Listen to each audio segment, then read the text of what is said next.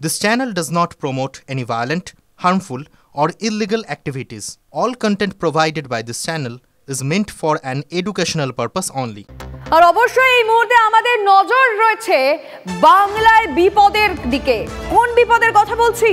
দুর্যোগ। যে দুর্যোগের ফলে রাজ্যের একাধিক জায়গা এখন জলমগ্ন। গভীর নিম্নচাপের বৃষ্টিতে বিপদ ক্রমশই বাড়ছে বাংলার। ঝাড়খণ্ডে প্রবল বৃষ্টি, জল ছাড়ার পরিমাণ বাড়ালো ডিভিসি। আপনাদের জানিয়ে রাখবো 48,000 কিউসেক হারে জল ছাড়ছে ডিভিসি। 70,000 কিউসেক হারে জল ছাড়ছে দুর্গাপুর জলাধার। এভাবে জল ছাড়া হচ্ছে। আর এখন রাজ্যের পরিস্থিতি কোন জায়গায় দাঁড়িয়ে রয়েছে, কোন কোন জায়গা ডুবতে পারে, কি আশঙ্কা করা হচ্ছে, কমলেশ চৌধুরী সমস্ত আপডেট দেবেন। কমলেশ, দেখো, এই মুহূর্তে বিশেষ করে দক্ষিণবঙ্গ একটা দুর্যোগের চক্রবুহে রয়েছে বলা যেতে পারে। কারণ এমনিতেই টানা বৃষ্টি চলছে নিম্নচাপের প্রভাবে, এবং ঝাড়খণ্ডে যেহেতু প্রবল বর্ষণ, তার প্রভাবে জল ছাড়তেই উপায় নেই। কারণ প্রচুর জল এসে জমা হচ্ছে বাঁধগুলোতে, পাঞ্চেত, মাইথনে। ডিভিসি 48,000 কিউসেক হারে জল ছাড়তে শুরু করে দিয়েছে, এবং সেই জল যখন দুর্গাপুর ব্যারেজে এসে পৌঁছচ্ছে তখন সেচ দপ্তরও জল ছাড়তে বাধ্য হচ্ছে, এবং সেই মুহূর্তে সেটা 70,000 কিউসেক হারে জল ছাড়া হচ্ছে। ফলে হাওড়া, হুগলি এবং পূর্ব বর্ধমানের যে জায়গাগুলো ডিভিসি জল ছাড়লে ডোবে, সেই জায়গাগুলো তার উদ্বেগ তৈরি হচ্ছে। এবং একই সঙ্গে ঝাড়খণ্ড, উড়িষ্যা লাগোয়া যে সুবর্ণরেখা জল, যেটা গালুডি হয়ে আমাদের রাজ্যে প্রবেশ করে, সেই গালুডি জলাধারও জল ছাড়তে শুরু করবে, ওখানে একটা উদ্বেগ রয়েছে। এবং আমরা যদি দেখি বীরভূমে বৃষ্টি হয়েছে, আমরা দেখেছি গতকাল কঙ্কালীতলা মন্দির ভেসে গেছে। সেই জায়গায় যেটা দেখা যাচ্ছে মাসাঞ্জোর ওই জায়গাতে ভারী থেকে অতি ভারী বৃষ্টি হয়েছে, এবং ইতিমধ্যেই তিলপাড়া ব্যারেজ 5,000 কিউসেক হারে জল ছাড়তে শুরু করে দিয়েছে। অর্থাৎ অনেকগুলো জেলা একসঙ্গে, পূর্ব বর্ধমান, বীরভূম, হাওড়া, হুগলি, এদিকে ঝাড়গ্রাম, অনেকগুলো জেলা কিন্তু ঝাড়খণ্ডের জলে বিপদের মুখে পড়ে যেতে পারে। এবং গভীর নিম্নচাপের প্রভাবে আজকে সারাদিনই এই বৃষ্টি চলবে। সব মিলিয়ে আরো 24 ঘন্টা, আগামী 24 ঘন্টা অত্যন্ত ক্রুশিয়াল। লিমা, নজর রয়েছে আমাদের। কমলেশ, ধন্যবাদ তোমায়। টানা বৃষ্টিতে বীরভূমের ময়ূরাক্ষী নদীতে বাড়ছে জলস্তর। ময়ূরাক্ষী নদীর ওপর সিউড়ির তিলপাড়া ব্যারেজ থেকে 5,000 কিউসেক জল ছাড়া হলো। তবে জেলা প্রশাসন সূত্রে খবর, এতে ভয়ের কিছু নেই, যদিও ময়ূরাক্ষী নদীর জলস্তরের উপর নজর রাখা হয়েছে। এতে একাধিক রাস্তা জলমগ্ন হওয়ার আশঙ্কা।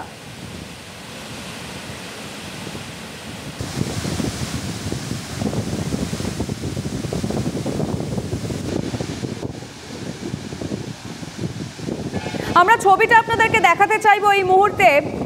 টানা বৃষ্টিতে কিভাবে জলস্তর বৃদ্ধি পেয়েছে, আমরা দুটো ছবি আপনাদেরকে একসাথে দেখাতে চাইবো। একদিকে তিলপাড়া ব্যারেজে আপনাদেরকে আমরা ইতিমধ্যেই বলছিলাম যে 5,000 কিউসেক জল ছাড়া হয়েছে, যার ফলে জলস্তর বেশ খানিকটা বৃদ্ধি পেয়েছে। নদীর জলস্তর বাড়ার ফলেই কিন্তু এই জল ছাড়া হয়েছে।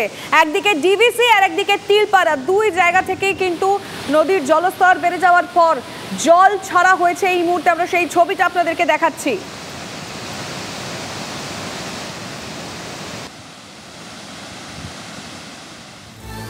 আর যেমনটা আবহাওয়া দপ্তরের তরফ থেকে বলে দেওয়া হয়েছিল, টানা বৃষ্টি, ভারী বৃষ্টিপাত হবে দক্ষিণবঙ্গে। আর সেই মতো বৃষ্টিপাতে জলমগ্ন কলকাতার বেশ কিছু জায়গা।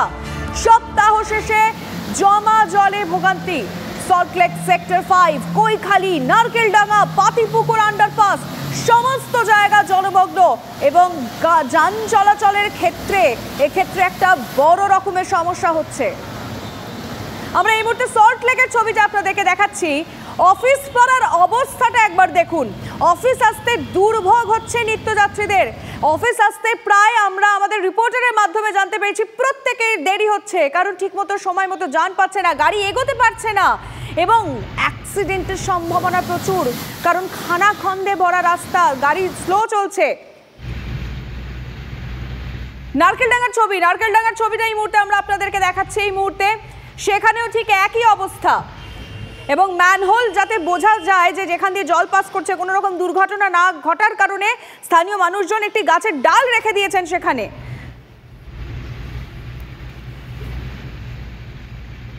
আমি পিসিআরকে বলবো পরের ছবিটা দেখাতে। এই মুহূর্তে আমি পরের ছবিটা দেখাচ্ছি আপনাদেরকে, আমহার স্ট্রিটের ছবি। সেখানেও আমরা জানি আমহার স্ট্রিটে প্রতি বছর বর্ষাতে এই ছবিটা ফিরে ফিরে আসে। ম্যানহোল সরানো হচ্ছে, ম্যানহোল সরিয়ে জমা জল সরানোর একটা চেষ্টা করা হচ্ছে। এবং ম্যানহোলের ঢাকনা খুলে দেওয়া হলো। বিভিন্ন জায়গাতে ঠিক এই পদ্ধতি নেওয়া হচ্ছে এবং যাতে কোনো রকম অ্যাক্সিডেন্ট না ঘটে, কোথাও গার্ড রেল তো কোথাও গাছের ডাল দিয়ে সাধারণ মানুষকে বোঝানোর চেষ্টা যে ওখানে ম্যানহোলের ঢাকনাটা খুলে দেওয়া হয়েছে। কিন্তু আমরা অন্যান্য জায়গার ছবিটাও দেখাবো, আমার স্ট্রিট দেখালাম, সল্টলেক দেখালাম, নারকেলডাঙ্গার ছবি আপনাদেরকে দেখালাম। নজর কিন্তু আমাদের থাকবে পাতিপুকুরের দিকে। আমি পিসিআরকে বলবো পাতিপুকুরের ছবিটা একটু TV9 বাংলার দর্শকদের দেখাতে, কারণ প্রতি বছর বর্ষায় এই পাতিপুকুর আন্ডারপাস কার্যত ব্লক হয়ে যায়। জল এতটাই যে আমরা গত বছর দেখেছিলাম একটি বাস ডুবে গেছিল। ভাবুন, বাসের হাইট সম্পর্কে তো আমাদের প্রত্যেকেরই একটা আন্দাজ রয়েছে। গত বছর এই পাতিপুকুর আন্ডারপাসে একটি বাস ডুবে গেছিল, তার আগে দেখেছিলাম একটা ট্যাক্সি পর্যন্ত ডুবে গিয়েছিল এই আন্ডারপাসে।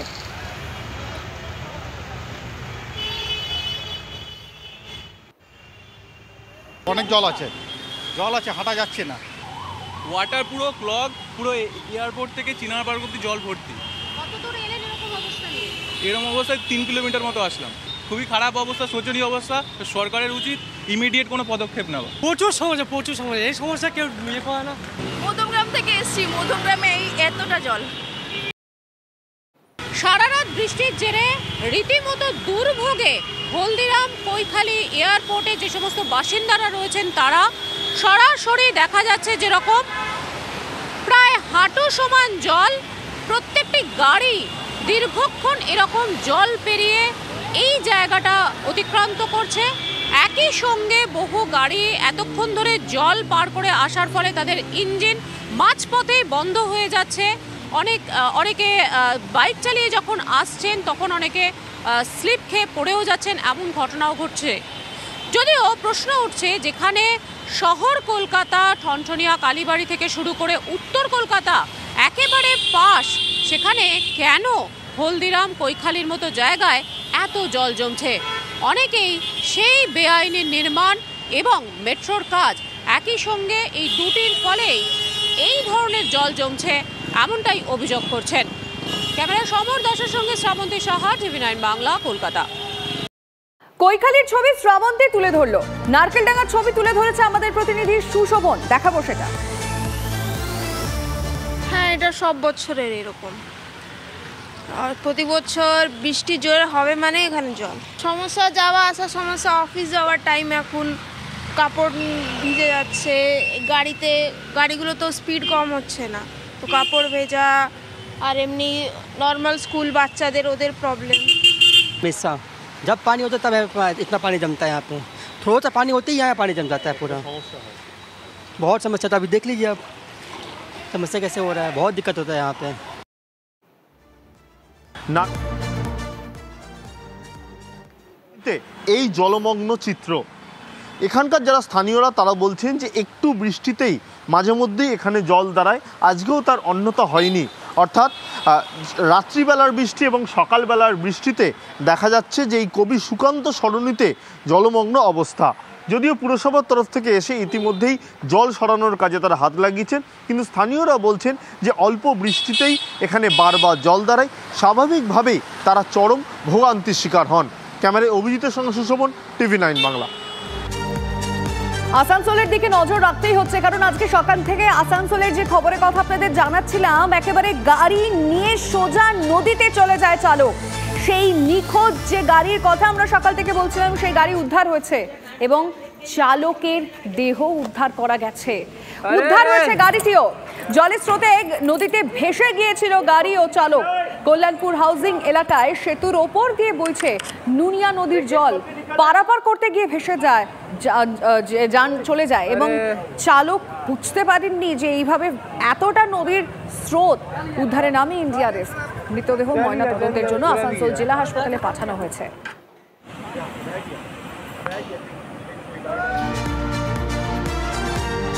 দুদিনের প্রবল বর্ষণের জেরে কানাদামোদর নদীতে বাড়ছে জলস্তর, ডুবেছে রাস্তা, যার জেরে জগৎবল্লভপুর 1 নম্বর ও পাতিহাল গ্রাম পঞ্চায়েতের যাতায়াতের একমাত্র যে রাস্তা তা ডুবে যাওয়ার সমস্যায় রয়েছেন স্থানীয়রা। স্থানীয়দের অভিযোগ, রাস্তা উঁচু করে তৈরি করার কথা বললেও কান দেয়নি স্থানীয় প্রশাসন। দ্রুত রাস্তা উঁচু করার দাবি জানিয়েছেন স্থানীয়রা। এখানে কোনো কাজ করছে না, মানে ওরা খালি কোনো রকমের টাকাটা নিয়ে চলে যাব, যার জন্য এখন আমাদের গ্রামের লোক কেউ যেতে পারছে না। আর এখানে ট্রেন ধরার জন্যে স্কুলের বাচ্চারা হসপিটালের মেন রোড, জগদল হসপিটাল যাবার একটা মেন রোড, এটা মেন রোড, হাসপাতালে যাবার ওখানে স্কুল কলেজ মেন রোড। ও গ্রাম থেকে রোজ অন্তত 200-250 লোক ট্রেন ধরবার জন্য এইখান দিয়ে যাওয়া আসা করে। এই রাস্তাটাই হচ্ছে মেন রাস্তা। কেউ ভ্যাক্সের কাজ করে, কেউ কারখানায় কাজ করে, তারা প্রতিদিন এই কাজে যেতে পারছে না, মানে তাদের কত সমস্যা হচ্ছে, তারা করতে যেতে পারছে না। তারপরে সব থেকে বড় সমস্যা, স্কুলে বাচ্চারা যেতে পারছে না, আমরা স্কুলে পাঠাতে পারছি না, এইভাবে কি করে সম্ভব? গোঘাটের ছবি দেখাই আপনাদের, সেখানে জলের তলায় কৃষি জমি। শুনিয়া ছুতুরিয়ায় রাস্তার উপর দিয়ে জল বইছে, জল ঢুকছে গ্রামেও। বিস্তীর্ণ কৃষি জমি জলের তলায়। টানা বৃষ্টিতে সদ্য রোপণ করা ধানের চাষের চারার উপর যারা পচে যাওয়ার আশঙ্কা করা হচ্ছে। এই যে বিস্তীর্ণ এলাকা প্লাবিত হওয়ার ফলে যে আমন ধান রোপণ করেছিল চাষিরা, সব আমন ধান নষ্ট হয়ে যাচ্ছে। পুনরায় রোপণ করার জন্য বীজ পর্যন্ত নেই, বীজও নষ্ট হয়ে গেছে। বৃষ্টিতে জলমগ্ন পরশুরার সোদপুর এলাকায় বিস্তীর্ণ অংশ। ডুবে গিয়েছে ধান জমি থেকে সবজি ক্ষেত। নিকাশি অব্যবস্থার জন্যই জল জমেছে। পরিদর্শন শেষে দাবি সরকারি ইঞ্জিনিয়ারের। চরম অব্যবস্থায় ক্ষুব্ধ বিধায়ক। পরশুরায় সোদপুর এলাকায় চাষের জমিতে কোথাও 1 হাঁটু তো কোথাও আর কোমর সমান জল জমে দাঁড়িয়েছে। এতে একদিকে যেমন সোদপুর এলাকার বিস্তীর্ণ এলাকার চাষযোগ্য জমি একেবারে জলের তলায় চলে গিয়েছে, আর অন্যদিকে গ্রাম থেকে বেরোনোই যাচ্ছে না, অভিযোগ করছেন গ্রামবাসীরা। ঠিক আছে, জানানো হয়েছে, দরখাস্ত করা হয়েছে, ভিডিওতে কোনো কাজ করছে না। এর আগে সব হয়েছে, করতে দিলুনি। মানে হাইওয়ে হওয়ার পরে এই সমস্যা। হ্যাঁ, হাই রোড হওয়ার পরে সমস্যা দেখা দিয়েছে। এলাকাতে জমে নেই জল। এখানে কি আগে সাঁকো করা ছিল? ক্যালভার্ট ছিল, সেটা বোঝানো হয়ে গেছে। হ্যাঁ, সে রাস্তা হয়ে গেছে। নিকাশি না ব্যবস্থা না হওয়ার জন্য এই কারণ, এইটাই তো জলটা জমে গেছে এখানে। আপনারা কি চাইছেন? চাইছি মানে সে তো পরিষ্কার হলে তো সবারই ভালো। চাষিদের, আমরা চাষ না করলেও অন্তত চাষিদের দরকার নেই না, এই জলটা নিকাশি করা হোক। হ্যাঁ, নিকাশি করা হোক, অবশ্যই দরকার। না হলে পরে তো রাস্তায় এমনি থেকে 2 দিন পর জল উঠেই যাবে রাস্তার উপর, রাস্তাই চলতে পারবে না লোকজন। কিছু জায়গায় জন্য ব্লক হয়েছে, সেগুলো আমরা কাটিয়ে দেওয়ার ব্যবস্থা করবো, কিন্তু বিডিও সাহেবের প্রতিনিধি আর পুলিশের সেখানে থাকতে হবে। খালগুলোর নিকাশি প্রয়োজন, সেটা বুঝতে পারছি। নতুন 4 লেন রাস্তার কাজ হওয়ার জেরে জল বেরোতেই পারছে না বলে অভিযোগ। হাইওয়ে অথরিটি রাস্তা তৈরি করলেও জল নিকাশের জন্য উপযুক্ত কালভার্ট না থাকায় জল বেরোচ্ছে না বলে অভিযোগ গ্রামবাসীদের। বারবার বিডিওর কাছে আবেদন জানালেও সুরাহা হয়নি, দাবি এলাকাবাসীর। দায়সারাভাবে রাস্তার কাজ সেরে তড়িঘড়ি উদ্বোধনের জন্য এমনটা হয়েছে, এটা বিজেপির তরফ থেকে অভিযোগ আসছে। তৃণমূল পাল্টা কি বলেছে শোনাবো আপনাদের। এই কালভার্টের ব্যবস্থা না করে শুধু রাস্তা করতে হয়, দায়সারা করে দিয়ে চলে গেছে, দিয়ে উদ্বোধন করে দিয়েছে তাড়াতাড়ি করে, রাস্তার কাজ শেষ হওয়া না সত্ত্বেও। তার জন্য আজকে চাষিরা দুর্ভোগে পড়ছে। এখানে সংশ্লিষ্ট বিডিও, তারও কোনো উদ্যোগ নেই। 4 লেনের স্বপ্ন আমরা কিন্তু কেউ কোনোদিন দেখেছিলাম কি এর আগে? একটা কাজ যখন চলতে থাকে তখন কিন্তু অনেক প্রতিবন্ধকতার শিকার হতে হয়। কাজেই 4 লেন যখন শুরু হয় তখন কিন্তু অনেক বাধাপ্রাপ্ত হয়েছিল, তার সত্ত্বেও তারপরে আস্তে আস্তে সে সমস্ত কিছু বাধা কাটিয়ে কাজটি শুরু হয়েছে।